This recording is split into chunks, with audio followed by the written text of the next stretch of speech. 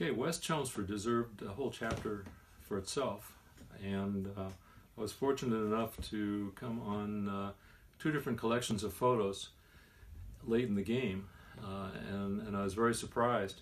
This barn that you see here was built by William C. Edwards, and he and a fellow by the name of John Monahan were contractors, and they built some really well-known buildings throughout New England. And this farm doesn't exist today. Only a small portion of the stone ramp that goes up to one end of the barn. But this is the only two-page spread in the book, and it was just spectacular. This one we considered for the cover. The one we used for the cover is actually the inside of one of the mills it's at 70 Princeton Street, and these are scraps from the leather belts that were used in transferring power from the engines, steam engines or turbines, onto the machinery. And there's a picture further in the book that actually shows the machine or the equipment where they connected the belt ends together. But anyway, this farm shows a steam engine with a boiler on a trailer, a horse-drawn trailer, and it's connected to a corn stalk chopper. So they've got the horses, the wagon with the corn stalks, which they grew in the field near the barn. They put the corn stalks in the chopper, and that would go up this conveyor belt, also connected to the steam engine with this leather belt. That would go up into the silo, and that would make silage for the dairy cows. So he ran a dairy until 1914. Of course, everybody knows 1914 is where the World War I heated up. So a lot of people who would have been farmhands were taken to the war. So Edwards stopped. He sold off his cows, and the dairy farm stopped. His son lived there for a while after, but sadly the farm is gone, and no vestige. So this is your treat to see what this barn, which is off Catamaran Road in Chelmsford, in North Chelmsford. We call it West Chelmsford, those of us that live there. And there are several other pictures of the homes in that area as they looked at the time.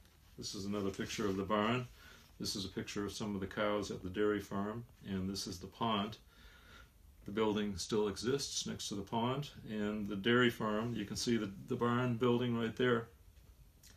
The farm was on the other side of the railroad tracks and occupied quite a bit of space. So Edwards built the farm. He also built the train station. He built train stations all over Massachusetts, including the original North Station. And he also built the Quessy School in West Chelmsford.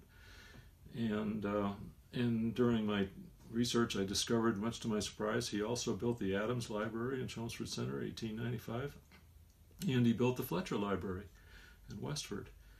And then, because the Brookside Mill is tied in with the family that built the mills in North Chelmsford, I discovered that Edwards also built the Brookside Mill. So there's a lot of tie-ins here. That was the Moore family that Edwards built for. So the Edwards family and the Moore family, Edwards built a significant portion of West Chelmsford, and George Seymour built a significant part of North Chelmsford, all of the brick mills that you see, and you could call him the father of North Chelmsford. So that was exciting. I met, or I didn't meet, but I was in communication with his great-grandson, and he lives in Tennessee, and he provided quite a few pictures in the first chapters of this book. For instance, this right here is a steam engine and generator in what's now the mill. It's owned by the Gillette family. This has two generators. One's in use and one's on standby, the old one, and the steam engine is actually running. And you can see the steam engine today. It's on display. When the Brayburn Company around 1984 bought the mill and restored it for commercial use, they kept the engine on site, so you can actually see the same beam supports in the two pictures. And they took out the roof, so it's like an atrium now, and it's all painted up, and doesn't run, but it sure looks good. And there they are, the old and the new pictures, over 100 years, possibly 120 years apart, maybe 110 years apart. So it was a lot of fun learning about the mills and making it accessible to you, because many of these pictures were in Tennessee and not accessible. Some pictures, like the ones that we're looking at the top here, were actually in the library collection right here in the Chelmsford Public Library. So between the library and the George Seymour descendants and the Historical Society, where we were able to see the mill hands at work, or at least taking a break for the photographer to shoot. So I'll just find, okay, here's some mill hands here. And what you find there are some very young people, and during this time they were allowed to work as young as 12 years old, and in reality they actually had some less than 12 years old, and if anybody asked them how old they were, if they looked young, they were asked to be sure or to say that they were 12 years old, even if they weren't that old yet. So the laws changed over the years, and they increased the age so that the kids that young couldn't work. But the reason they worked was parents didn't have any place for the kids to go. So basically it was like babysitting, but the kids also worked and earned a little bit of money. So you see some of those children in some of these pictures. This one happens to be a weaving section, a reeling room where they reeled yarn onto large spools for weaving. And there is a weaving company that rented space in one of Moore's mills. And in fact, that's the weaving company. There's some weaving machines in the background right there. So we have pictures of the machinery in the mill, and we also have pictures. These are the people that work there. This company was in the building for just 3 years, and he left, and he moved his operation to, I think it was Fitchburg. Yes, he moved from North Chelmsford to Fitchburg and continued his operation there. So that was kind of interesting to see the weaving operation. George Seymour was mainly into taking raw wool and producing yarn of various quality, such as worsted and woolen yarns. Those are two different types of yarns. And camel hair yarn was the other type of yarn that he specialized in producing. So he took he took wool and raw wool from all over the world, and he scoured the wool. The wool actually lost about half of its weight because of grease and vegetable matter, weeds, oils. So all of this got removed from the wool before they processed it. And then some of the steps in processing are shown here in the book. There's different rooms and different machines, starting at the beginning when the wool comes in, gets sorted, and all the way up through to where it gets spun onto spools for commercial sale. This photo right here happens to be the generating plant for generating electricity, and you think, well, they must have had motors that ran off the generators, and you'd be wrong, because this was only for lighting.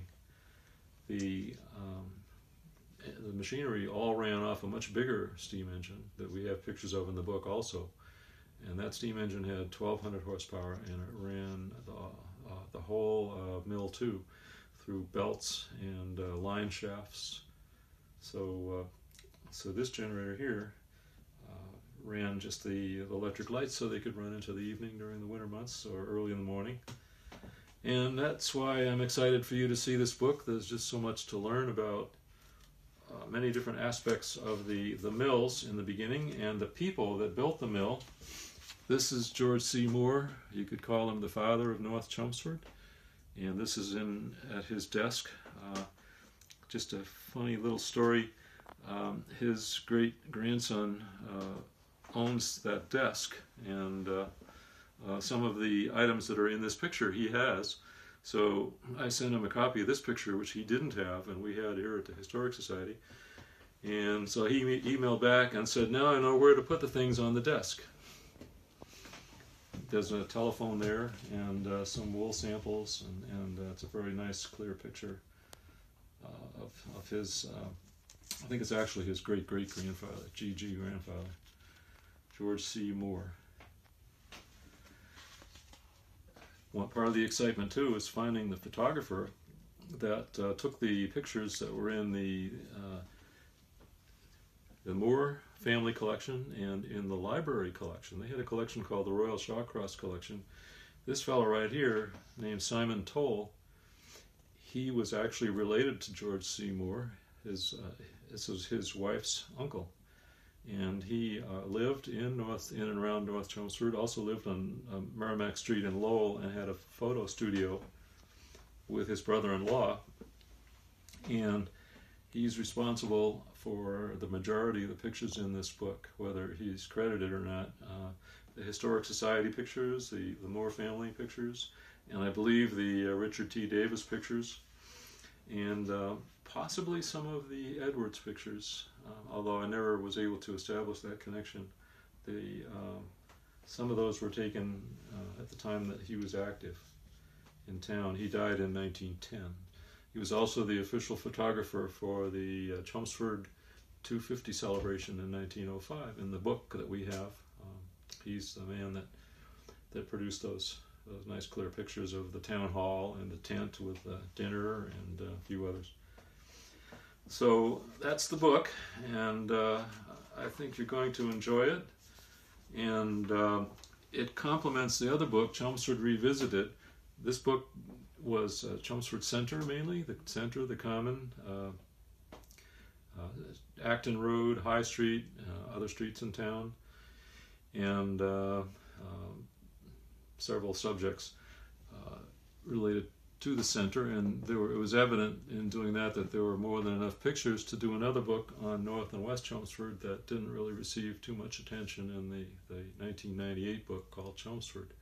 So these are two books that are follow-on to the original Images of America Chelmsford book. So I know you're going to enjoy it. I enjoyed doing it, but 4 books is enough for me. You see, we have 4 books here, and there's plenty of work here at the Historical Society. You can see some of the things on the table here that need to be sorted through and archived. There's glass slides on the rack in back of us here, and lots of empty boxes to fill, and my hobby now is getting all this good stuff online so everybody can enjoy it. So thank you for watching, and hope you have a good time with this new book.